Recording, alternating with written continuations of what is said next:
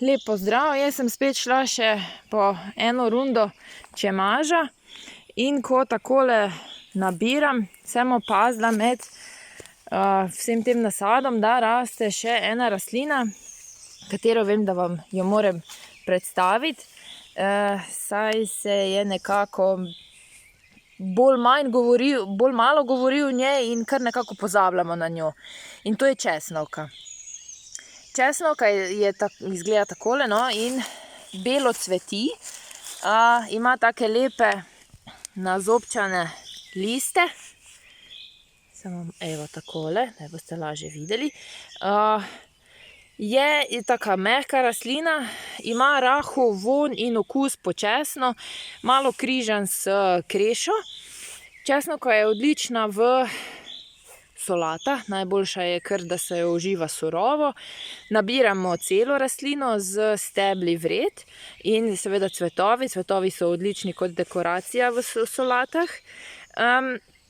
Lahko jo pa tudi uporabljamo, na primer, če delamo kakšne pite, če delamo mogoče kakšne tele omlete. Dobra je tudi, kadar se naredi kakšna krompirjeva solata, se jo lahko zraven vmeša. Ali pa zdaj, če vam je ostalo po praznikih kaj jajčk, jo lahko dodate v jajčno solato. V glavnem zelo odlična je za naš prebavni sistem, torej spodbuja našo prebavo, čisti naše telo, krepi naše telo, podobno kot čemaž, torej pomaga pri odstranjevanju strupov iz našega telesa, nekako pomaga pri čiščenju naše krvi, dvigovanju imunskega sistema, v glavnem zelo zdravilna rastlina, ki jo nabiramo čez celo leto, in sicer tudi v jesenskih mesecih nabiramo njene korenine, tako da si le zapomnite njene liste. V jesenskem času potem poiščemo takšne liste, izkopljemo korenine in jih potem, tiste korenine, uporabljamo v raznih juhcah, kakšnih obarah.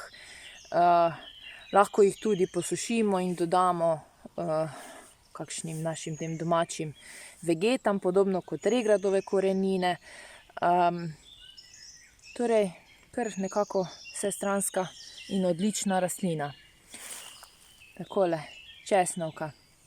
Zdajle, ko gledam okrog, je še polno drugih rastlin, ki rastejo.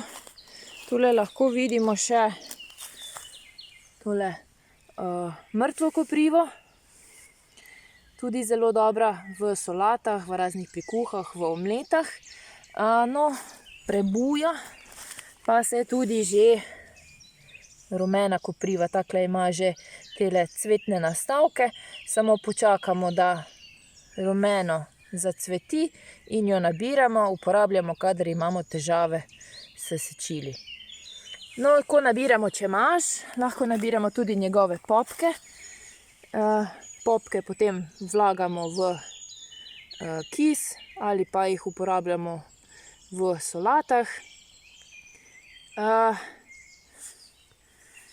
Kasneje pa mogoče potem, ko zacveti, pa uporabljamo kot dekoracijo.